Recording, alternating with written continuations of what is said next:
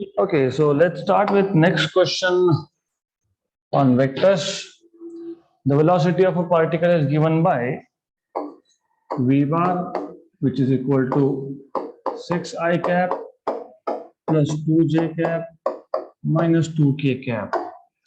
The component of velocity of a particle parallel to the vector A, which is given by I cap plus j cap plus k cap in vector form is, आपको याद होगा component of one vector in the direction of other, मतलब component of one vector parallel to the other, that is projection of vector. तो आपको यहाँ पे projection निकालने बोला है, किसका projection? Projection of v bar along a bar, right? तो what you have learned is, for example let's say this is a bar, okay, let me take another vector which is velocity vector v bar। आपको v bar का component बोला है along a bar, मतलब you are supposed to find this much x। तो आपको already पता है कि इसको कैसे करते हैं, you know this, you know component of the projection of v bar along a bar is equal to, if you remember, v bar dot a bar upon a, correct? Good. तो ये आपको मिल जाएगा v bar dot a bar, vx ax 6 into 1 2 into 1 and minus 2 into 1, तो vx ax plus vy ay plus vz az, okay, so this is what you're supposed to do, plus vz az upon a का magnitude मतलब under root of ax square plus ay square plus az square. तो आपके पास vx है 6 into 1 plus vy है 2 into 1 and then vz is minus 2 and az is again 1 upon under root of 1 square plus 1 square plus 1 square. Okay, so this is what you have. So this is 6 plus 2 8 minus 2, मतलब 6 by root 3. This is 6 by root 3. So you have this as 6 by root 3. 6 by root 3 मतलब you can write this as 3 into 2, तो root 3 into root 3 into 2 upon root 3 मतलब 2 root 3. So you have 2 root 3. Good, good. लेकिन ऐसा तो answer है नहीं. Do you see anything like this? No. What is the problem? The problem is they are asking you component of velocity of particle in vector form. हमने अभी तक projection of one vector along other ये scalar form में ही सीखा है, because you see numerator is dot product मतलब scalar upon a is also scalar. तो आपको ये तो ऑलरेडी पता ही है, ये जो x है जो कंपोनेंट है v बार का अलोंग a बार, ये किसके डायरेक्शन में है? किसके डायरेक्शन में है? a बार के डायरेक्शन में है। तो वेक्टर फॉर्म में करने के लिए क्या करोगे? आप component of v bar along a बार निकालोगे और मल्टीप्लाई बाय a कैप, क्योंकि डायरेक्शन किसका है? a का है। तो this is important. Okay, in vector form projection of या फिर component of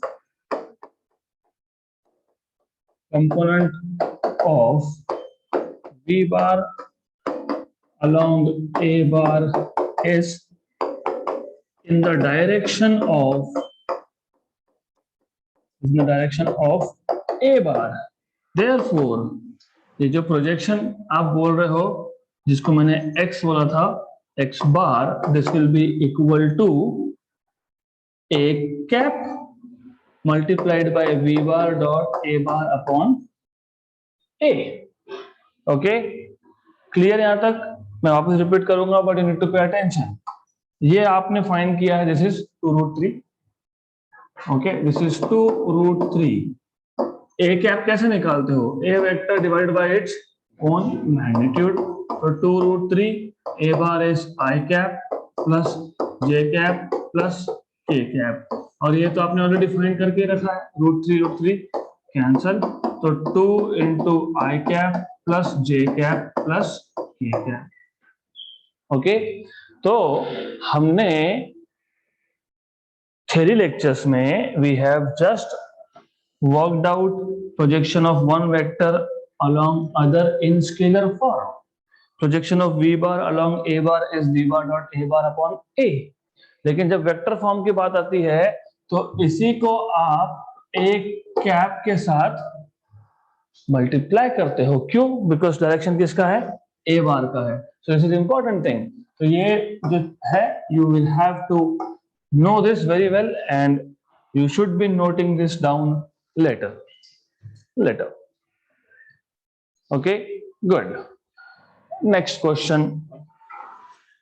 If vectors p, q and r have magnitudes 5, 12 and 13 units, and if p bar plus q bar equal to r bar, the angle between q bar and r bar is, easy question है।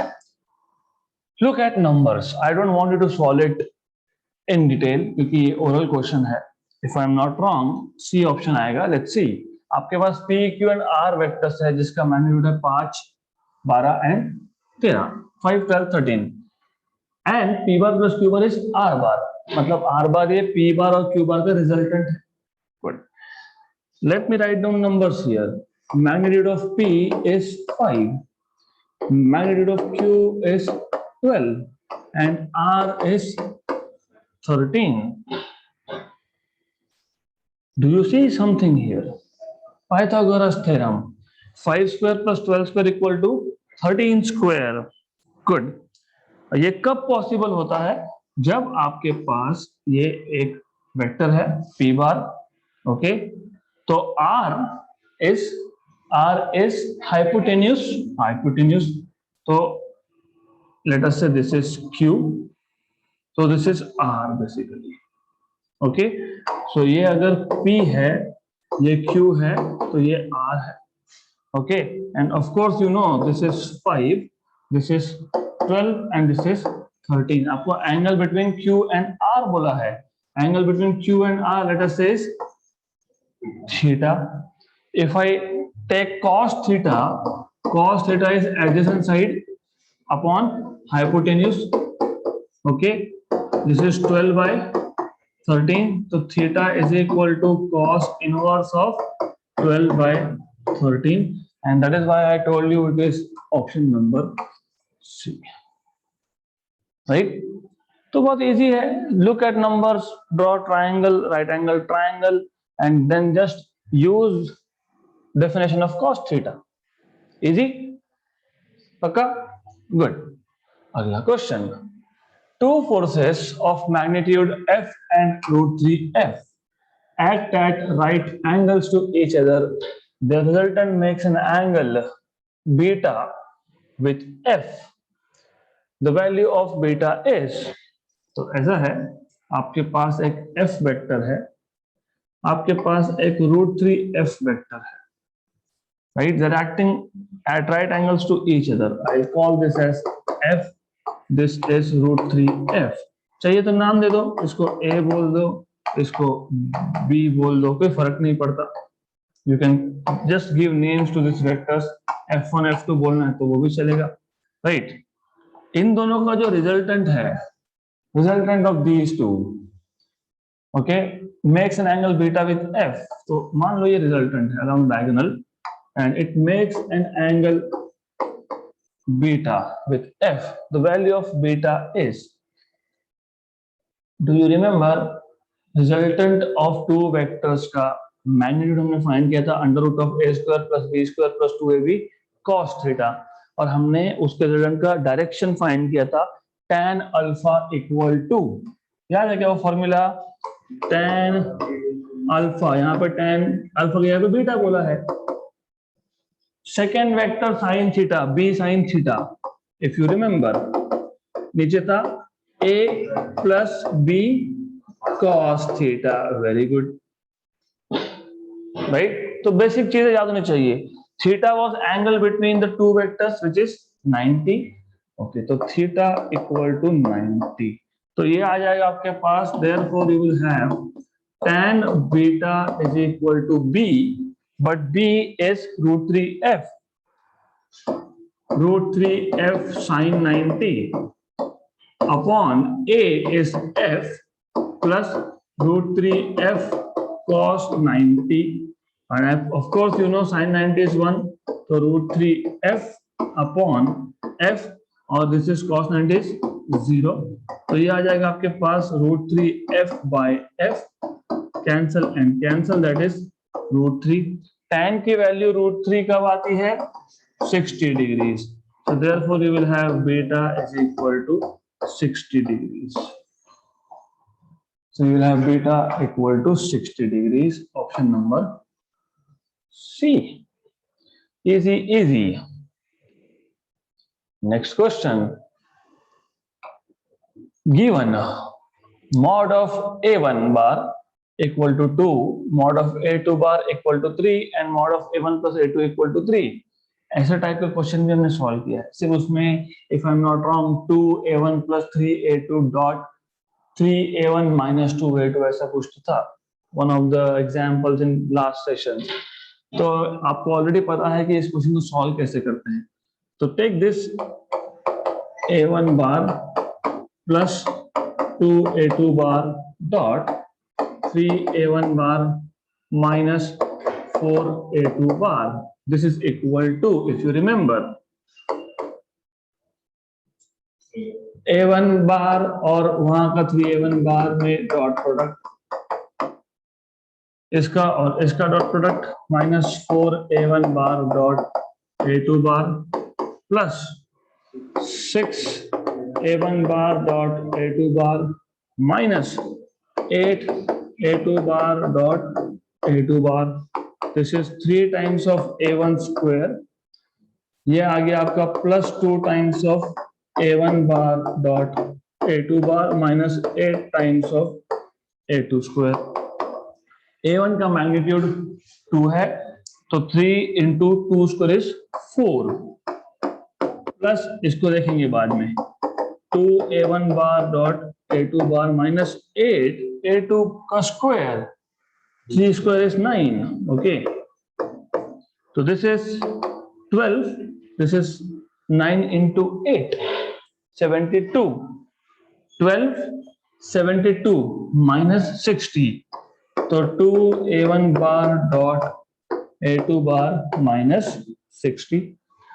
आपको याद होगा ये A1 bar dot A2 बार find करने के लिए हमको इसका यूज करना था, तो what we did here was हमने A1 बार प्लस A2 बार का सेल्फ डॉट प्रोडक्ट लिया था, A1 bar plus A2 bar dot A1 bar plus A2 bar, this is nothing but A1 plus A2 square, क्योंकि A bar dot A bar is A square, तो वैसे ही A1 bar plus A2 bar dot A1 bar plus A2 bar is A1 plus A2 का square, इसको solve किया था। This is A1 bar dot A1 बार मतलब A1 square, पहले दो term को मल्टीप्लाई किया, इन दोनों को किया A1 बार डॉट A2 बार, तो plus A1 bar dot A2 बार, फिर इन दोनों को किया तो प्लस A2 बार डॉट A1 बार, फिर इन दोनों को किया तो plus A2 square equal to A1 plus A2 is 3, 3 square is 9, A1 square 4 plus ये दो बार क्योंकि कम्यूटेटिव होता है तो 2 times of A1 bar dot A2 bar plus A2 का स्क्वायर 9, 9 कैंसल, ओके, तो you will have 4 plus 2A1 bar dot A2 bar equal to 0, that means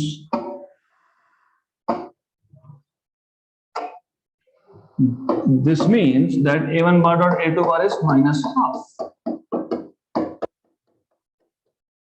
half, ये minus half आपको यहाँ पे substitute करना है, that's it.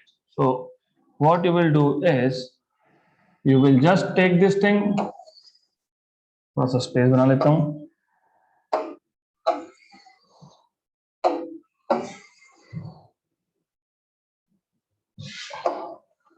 Equal to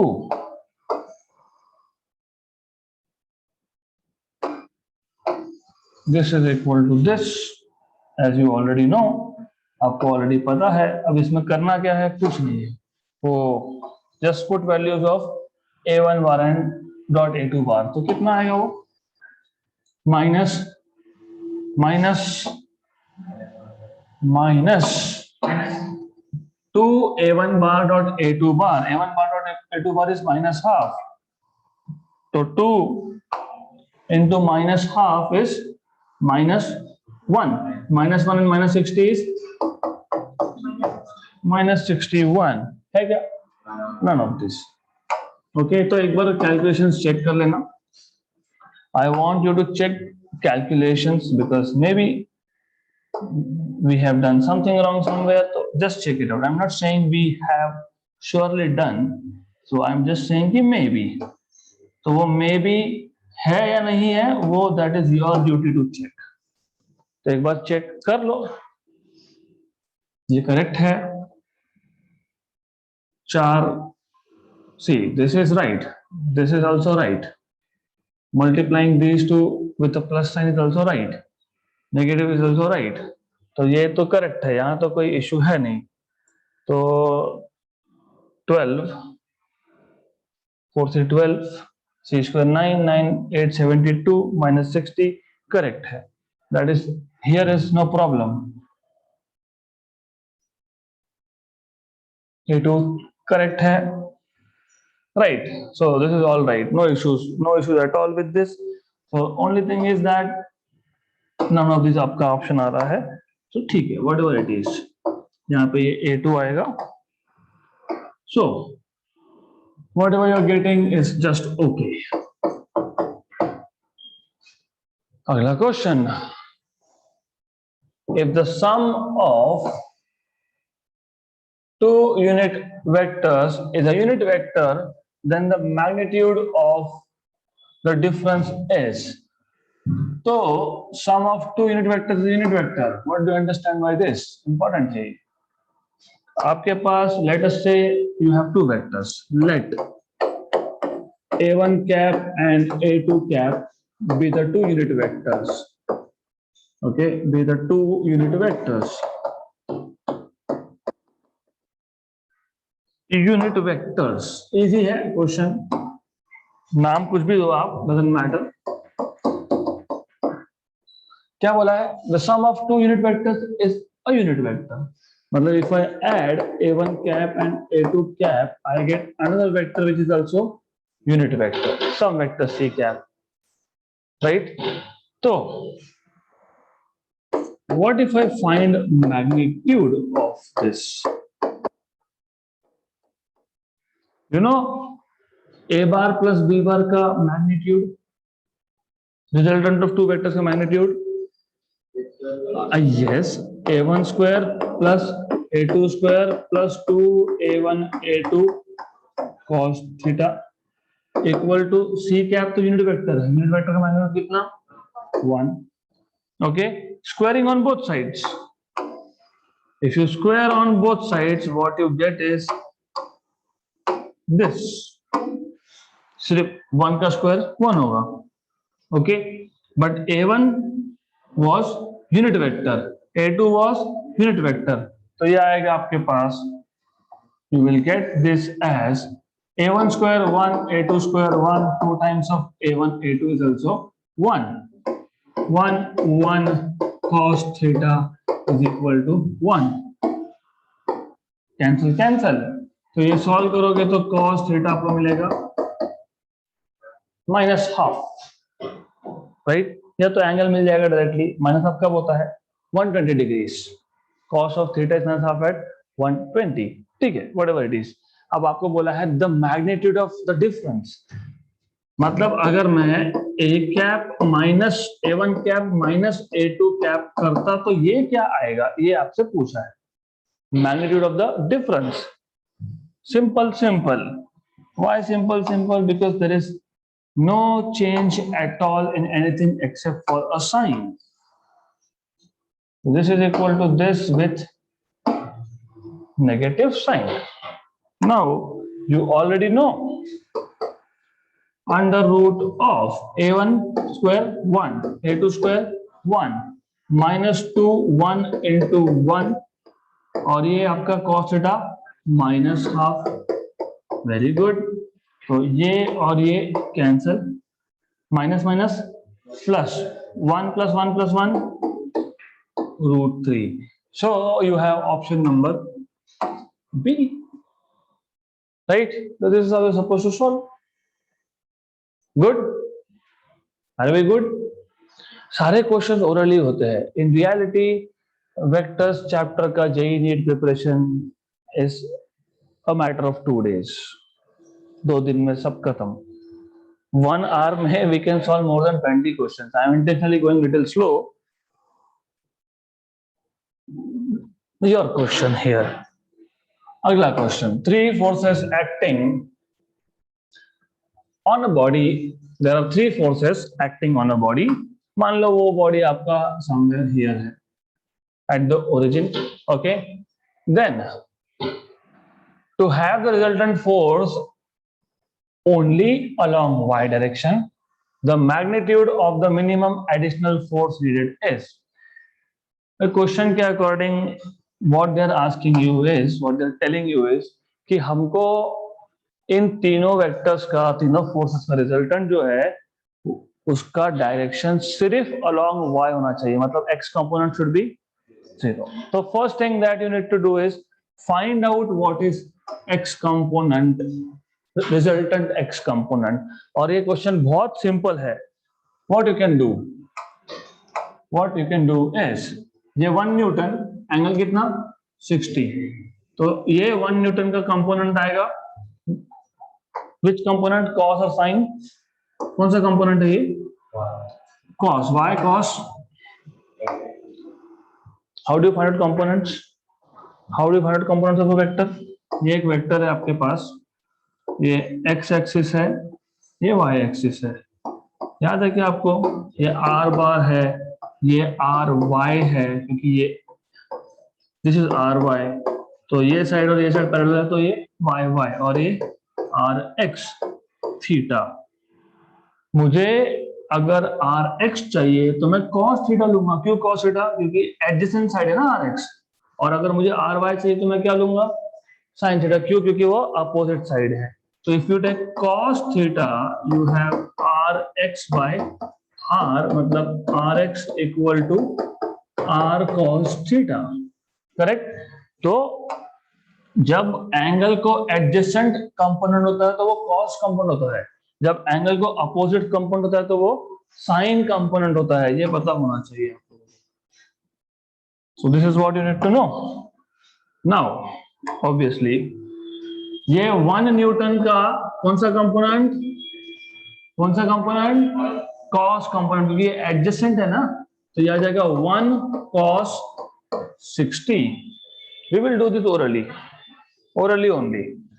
Similarly now अगर ये एंगल 30 है तो ये एंगल भी 30 होगा वर्टिकली अपोजिट. अगर ये 30 है तो ये 60 होगा. Very good. तो दिस इज आल्सो 60. ये 2 न्यूटन का इसी डायरेक्शन में कंपोनेंट, राइट? कौन सा कंपोनेंट? कौन सा कंपोनेंट? अरे 2 न्यूटन का इस डायरेक्शन में ये कौन सा कंपोनेंट है? कॉस है कि साइन है? कॉस. क्यों? क्योंकि वो भी एडजेसेंट है. तो ये आ जाएगा आपके पास 2 cos 60. Right? Okay. Then next thing, हमें सिर्फ x के कंपोनेंट से मतलब है. We don't care for y. This is 30. This will be 60. Very good. So this is 60. Right? तो यहां पे आएगा 4 न्यूटन का कौन सा कंपोनेंट? Cos component. कौन सा? कॉस ऑफ 60 है? Cos of 30? Cos 60. So 4 cos 60, यहां तक clear? Good. This is equal to 4/2 क्योंकि cos 60 इज हाफ, तो ये आ गया 2. This is only half and that is only 1. This is equal to 2/2 1. Positive x में कितना है टोटल? 1 और 1.5 1.5, और यहां पे कितना है 2, राइट? तो रिजल्टेंट कितना हो गया? 0.5. खत्म क्वेश्चन. मैं अभी समझाता हूं कि अगेन क्वेश्चन क्या है पहले वो समझ लो. क्वेश्चन में बोला है कि आपके पास एक बॉडी है. Let us say the body is somewhere over here at the origin. There are 3 forces acting on this body, 4 Newton, 1 Newton and 2 Newton, right? आगे आपको बोला है to have the resultant force only along y direction.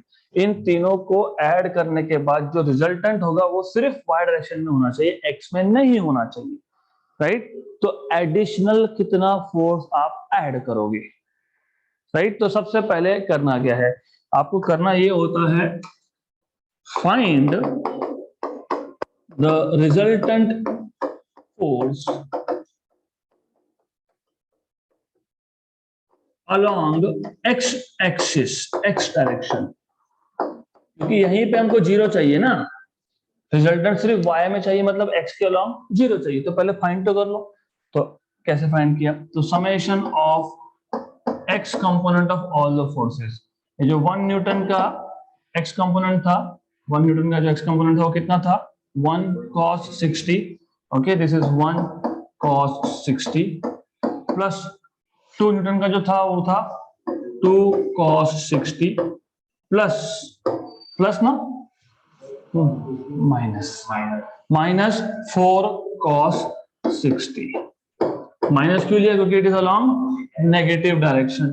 तो ये आ गया half, ये आ गया आपका 2 और cos 60 इज हाफ, मतलब 1 minus 4 and cos 60 this is 2. तो ये आ गया आपके पास माइनस 0.5 न्यूटन. माइनस 0.5 न्यूटन मतलब resultant is minus 0.5 along this direction, correct? इसको न्यूट्रलाइज करना है. क्यों न्यूट्रलाइज करना है? Resultant should be only along y, मतलब x में होना ही नहीं चाहिए.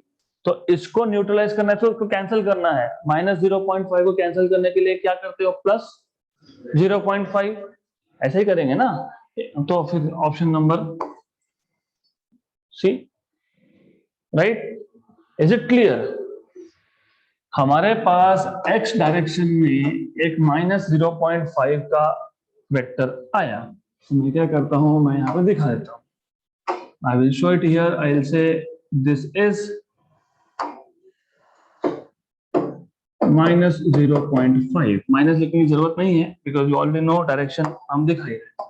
ओके, तो अब आप आगे बोलोगे what you have to do is to have resultant along x-axis as 0, we must add 0.5 Newton to the resultant force along x.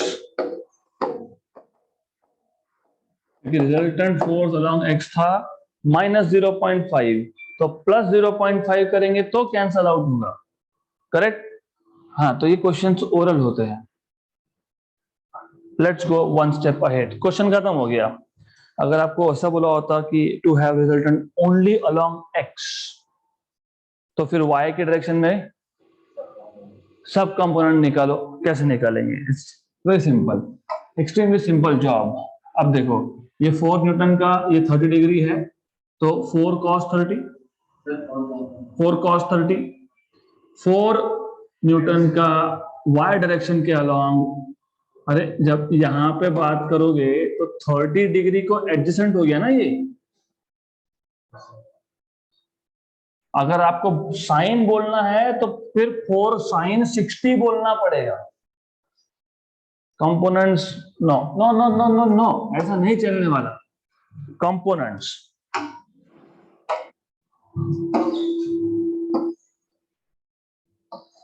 ये एक वेक्टर है r, ये एंगल है 30, राइट। तो ऑब्वियसली ये एंगल है 60। तो अब मैं अगर rx लिख रहा हूं तो मैं बोलूंगा r cos 30। यहां तक एग्री। इसको लिखने का और एक तरीका है, सपोज मैं यहाँ पे ड्रॉ, ये भी rx है ना, parallel sides are equal, right. मैं इसको r sin 60 भी लिख सकता हूं। Why? What is cos 30? Adjacent side मतलब rx अपॉन हाइपोटेन्यूज मतलब r। तो rx कितना आया? r cos 30। What is sin 60? Opposite side, sine का अपोजिट क्या था? वापस से rx upon hypotenuse, opposite upon hypotenuse. तो rx equal to r sin 60।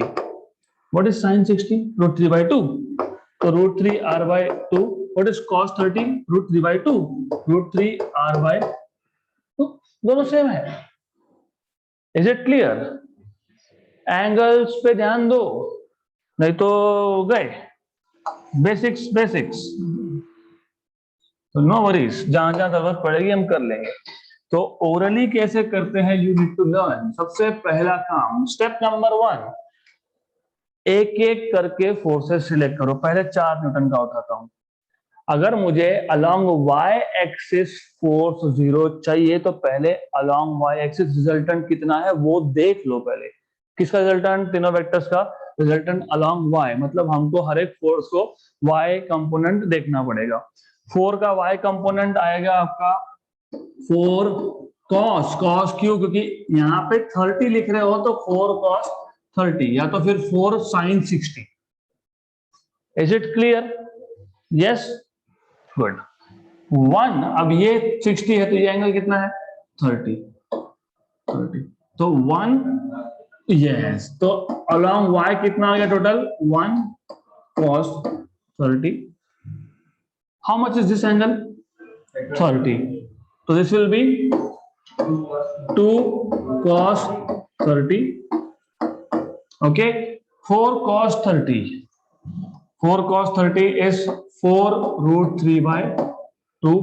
1 cos 30 is root 3 by 2, मतलब 5 root 3 by 2। टोटल ऊपर की डायरेक्शन में आ गया 5 root 3 by 2।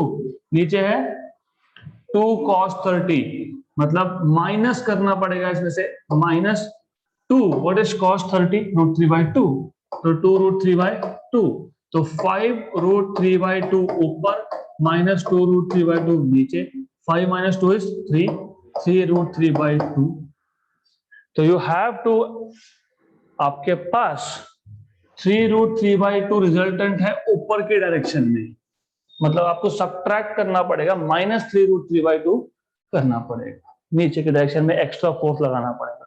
Is it clear? This is the basics of electrostatics. I always tell you, अगर आपका vectors बहुत strong है तो फिर ग्रेविटेशन, इलेक्ट्रोस्टैटिक्स के बहुत सारे क्वेश्चंस हम लोग ऐसे ही सॉल्व कर लेंगे जस्ट बाय यूजिंग वेक्टर्स। तो you need to understand that. सबसे पहले फोर्सेस के कंपोनेंट्स करने आने चाहिए। तो what I will do is, once you give next test, state board का जो टेस्ट है आपका, उसके बाद मैं आपको प्रैक्टिस के लिए ऐसे क्वेश्चन दूंगा to find out components. Okay, I give you next question.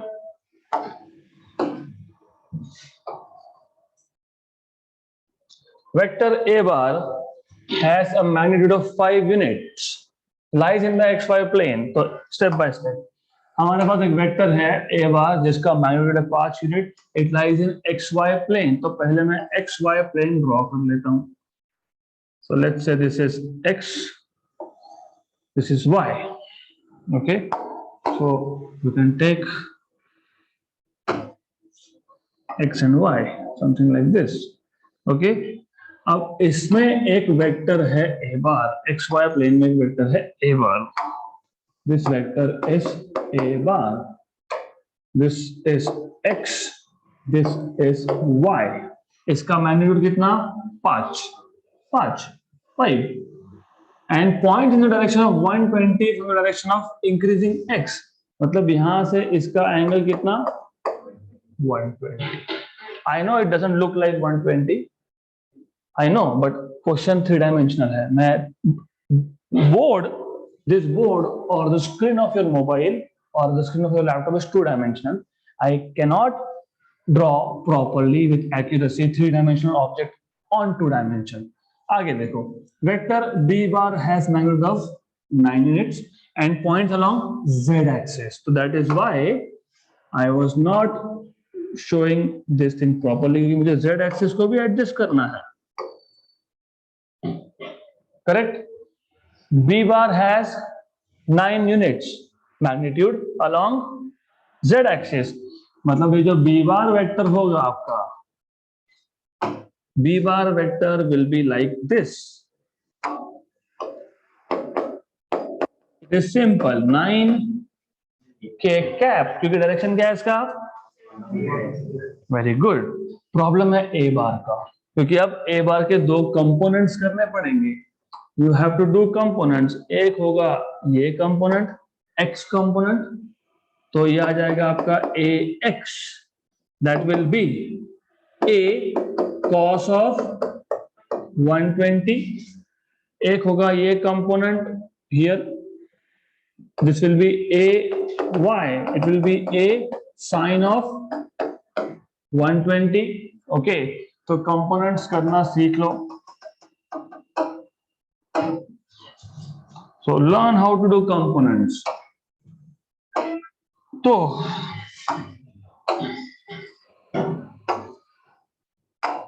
this is ay equal to a sin of 120. Cos of 120 is cos of 90 plus 30. That is minus sin 30. That is minus half. हम बाद में करेंगे trigonometry in detail. For the time being जो values में बता रहा हूँ याद रख लो. ये माइनस हाफ होता है, तो ये आ गया माइनस a बाय 2. डायरेक्शन क्या है? Along x. आई कैप वेक्टर बना लेते हैं. Correct? Okay. a sin 120. Sin 120 is sin of 90 plus 30. That is cos 30. Cos 30 is root 3 by 2. तो ये आएगा ay equal to a root 3 by 2 j cap, क्योंकि इसको बाहर रखूंगा तो ये j कैप आएगा. डायरेक्शन a का मैग्नीट्यूड कितना था? 5. तो माइनस 5 by 2 आई कैप, और ये आएगा आपके पास 5 root 3 by 2 j cap. Correct? Good. तो आपके पास a वेक्टर बन गया. a वेक्टर आपके पास आ गया ax बार, मतलब x component and y component, but x component x bar is minus 5 by 2 i cap plus 5 root 3 by 2 j cap. ये बन गया a bar and b bar is 9 k cap. आपको बोला है magnitude of cross product of a bar and b बार, तो a bar cross b बार करो, a bar cross b बार करो. अब वो मैं डिटर्मिनेंट फॉर्म नहीं बोलने वाला हूं यहाँ पे, because here it is easier to directly multiply than to go for determinant. Okay, so what is a bar? A bar minus 5 by 2 I cap plus 5 root 3 by 2 j cap cross 9 k cap. तो पहले term का cross product 9 k cap के साथ, मतलब 5 by 2 into 9 I cap cross k cap plus 5 root 3 by 2. Okay, तो यहां पे you will have 5 root 3 by 2 into 9 j cap cross k cap. तो बेटर है I will go take this to next page. So that's better thing to do. सिर्फ number से याद रख लो अब 5/2 9 5√3/2 एंड 9. तो ये आपके पास आया minus 5/2 9 I cross k plus 5√3/2 9 j cross k. Cycle चलाना याद रखना, साइकिल चलाना भूलना नहीं कभी भी. अगर भूल गए तो गए. You will never remember what is I cross k j cross k. मैंने आपको बताया था सबसे पहला I cross j equal to k, फिर I की जगह पे j, j की जगह पे k, k की जगह पे I, j की जगह पे वापस से k, k की जगह पे I, and then this is what you have. तो now I cross minus j cap, तो माइनस 5/2 इंटू 9 मतलब 5 इंटू 9 इज 45. तो minus 45/2 this is minus j cap plus 5√3/2 this is 9, तो 45 आ जाएगा. ये j cross k is I cap. Okay, तो this is what you have. तो ये माइनस माइनस प्लस, गुड. तो you have 45√3/2 I cap plus 45/2 j cap. Common निकाल लिया. नहीं निकालोगे तो भी फर्क नहीं पड़ता. Doesn't matter if you don't find take out common, कोई फर्क नहीं पड़ता है. You can just write it down like this 45/2. हमको मैग्नीट्यूड चाहिए, mod of a bar cross b bar चाहिए. x कंपोनेंट का स्क्वायर प्लस y कंपोनेंट का स्क्वायर. 45/2 को मैं अलग ही रखूंगा. √3 का स्क्वायर मतलब पूरा स्क्वायर किया, सिर्फ 45/2 स्क्वायर को मैं कॉमन निकालने वाला हूं इसके लिए, क्योंकि मुझे कैलकुलेशंस करने हैं simple. Good good. Okay, then 45/2 square दोनों टर्म्स में से कॉमन है ना. 45/2 का स्क्वायर कॉमन, ये यहाँ पे आएगा √3 का स्क्वायर इज 3, ये 1 बचेगा 1. Okay, this is 4. नीचे 2 स्क्वायर ऑल्सो 4, 4 और 4 √45 का स्क्वायर मतलब ultimately 45. If I take this common, ये और ये कॉमन आ गया. दूसरे टर्म में क्या बचेगा? √3 का square plus 1. Correct. √3 square is 3, 3 plus 1 is 4.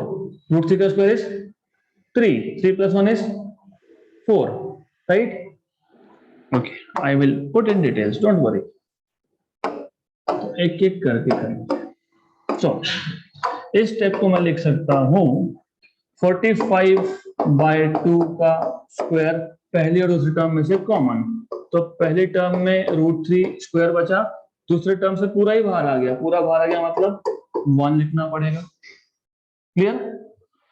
√3 square is 3. This is equal to under root of 45/2 का square. √3 square is 3, 3 plus 1 is 4, तो ये टोटल 4 आ जाएगा. So this is equal to under root of 45 square, क्योंकि 45 square upon 2 square. What is 2 square? 4, और ये 4 cancel cancel. 45 का square उसका स्क्वायर रूट कितना? 45. करेक्ट. क्लियर. 45 option number 3. तो in such cases you first have to make a vector a bar exactly component form में लाओ. right. okay, component form से आपको a बार मिलेगा, that is -5/2 I cap plus 5√3/2 j cap. और b बार तो easy है क्योंकि डायरेक्टली बोला है 9 यूनिट्स और डायरेक्शन z, मतलब 9 k cap, फिर a bar cross b bar करो. Okay, that's it. This is important. This is important. अगर ये पता नहीं होता या याद नहीं होता तो क्वेश्चन सॉल्व नहीं कर सकते थे. This is important. You need to know this. You must know this. Okay, so that's it for today. We'll stop at this point.